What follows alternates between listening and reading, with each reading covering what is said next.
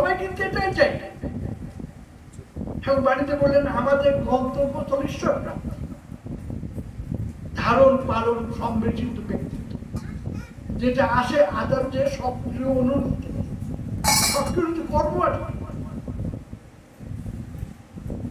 ইষ্ট কর্মটা আমরা একটা কর্মের সন্ধান পেয়েছি।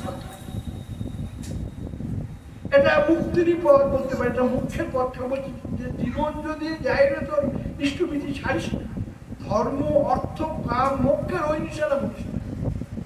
এর মধ্যে ধর্ম অর্থ কাম মোক্ষ সব আর ইষ্টবিধি মানে ঠাকুর বললেন যে যে জীবনটা তুমি তাকে দিয়েছ তার প্রতিকূল চিন্তার অধিকার পর্যন্ত তোমার নাই। Who is against the existence is against me. I am an existence and existence of all. So his existence is all existence and your existence. His fulfillment is all fulfillment and your. তাকে যত আমরা পরিপূরণ করব তত আমরা আবৃত হব।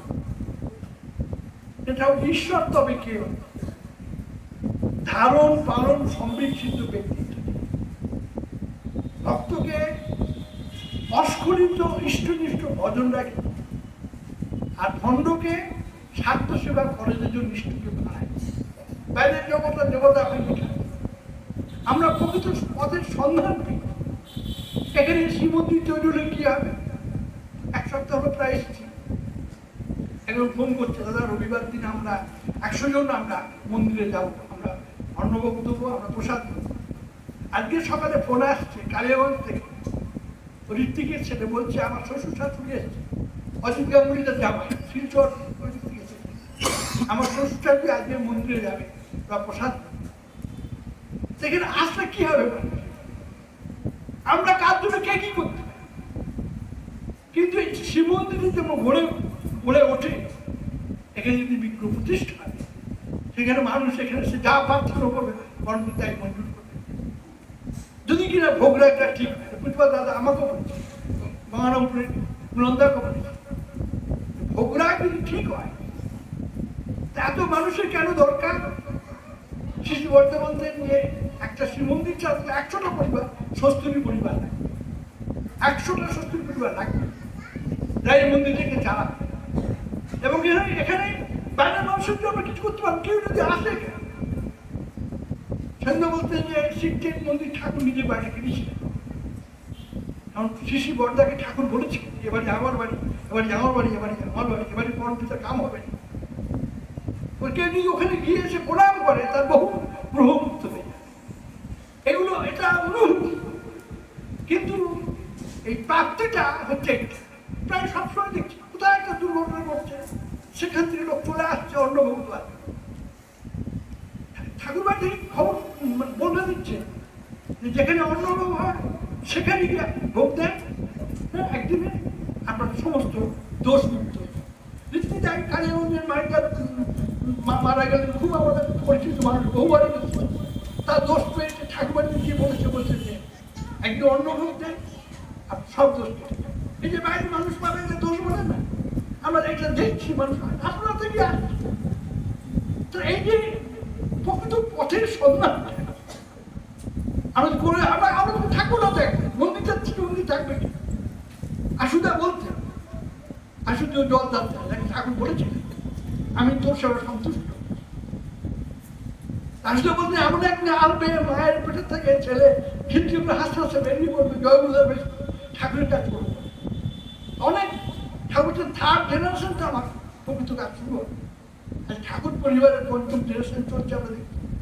আর ঠাকুরকে মাথায় করে যত মানুষ চলছে সেমন তো বহু করে সব কিছু একই থিওরি ছিল সব জায়গায়। এবার যতক্ষণ যে আমরা ইমপ্লিমেন্ট করতে পারি, বাস্তবায়িত করতে পারি, সে ততক্ষণ অনুভব নিজের জীবনটা তো অনুভব করতে পারে। এবং যদি তুমি নিজে সন্তুষ্ট বা নির্ভর হয়ে থাকো তো অপরের জন্য চেষ্টা করো।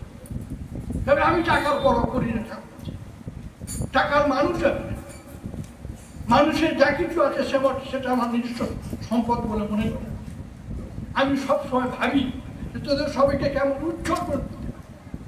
তোরা যদি কেউ হিংসাপ্ত হয়ে থাকিস সেটা আমাকে খুব ইনসাল্টিং লাগে, আফসোস হয়, দুঃখ হয়, মাঝে মাঝে মনে হয় তোদের সঙ্গে চাপ কেটে কখনো কোনো বার নিজের গায়ে মাত্র নিজের কামড়ে খাই। তোরা পথ পেলি, দেখলি, শুনলি, বুঝলি, কিন্তু চললি না, বললি না, করলি না। দুঃখ আমি রাখবো কোথায়? এক একজন শুধু কথা আশা করে থাকবি, চরিত্র গঠন করলি না, তোদের কথাকে পৌঁছে নেয়। তাই করে শয়তানি করিস, মানুষ দেখে আমার প্রাণ যুব দেখ জন্ম আমি কিচ্ছু চাই না। আমি শুধু চেয়েছি তোরা সবাই অন্তরে বাইরে রাজস্বের সুখী হয়। তোর নিজেরাও সুখ করি না, আমাকেও সুখ করতে দিস না। আমার ভাগ্যই খারাপ। ঠাকুর সেই জীবনে কাঁদতেন কি? ঠাকুর কাঁদেন, ঠাকুর কি থাকতেন বা দায়ী কাঁদতেন। আমি শুনেছি শত্রু শর্মা ক্যালকাটা ইউনিভার্সিটির ফিজিক্যালিস্ট সাহেবের মতো ঠাকুরকে গিয়ে বলছে যে ঠাকুর আপনি কাঁদছেন কেন? আমার কলকাতায় 4,000 ছেলে আছে আমার হাতে, আমি তাদের যা বলবো তাই করি, কি করতে হবে বলবো। বলছে আমি ওই জন্য কাঁদছি না, আমি কাঁদছি আপনি একটু মানুষ হলেন না, আপনি তো মানুষ হলেন না। ঠাকুরের আমাদের চাপায়, ঠাকুর as a man complete man. আমিও মানুষ, কিন্তু আমি অসম্পূর্ণ মানুষ।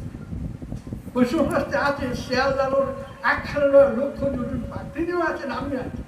শ্রী ঠাকুর দর্শন সৌভাগ্য হয়নি, শ্রী বর্দার সাথে থেকেছি, বহু পুজো দাদার সাথে থেকেছি, বর্তমান আসে লীলা করছি, আমি বহু লীলা করছি।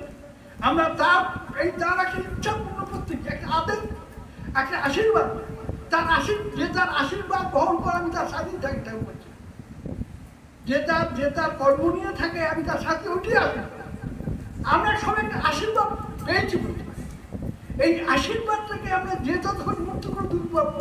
আমি একজন নিষ্ঠ করবো ত্রিকোটিকুল উদ্ধার করছি, ত্রিকোটিকুল। আর বিশ্ব মানবের মঙ্গলের জন্য অন্য কোনো কথা থাকতে না আমার জানা নেই। আমরা সবাই এই 10 জনের করুণার করা আমার অনুরাগ সন্তানটা সেটি পরবর্তী শাসন পরিপালন না করে, তার সঙ্গে কোনো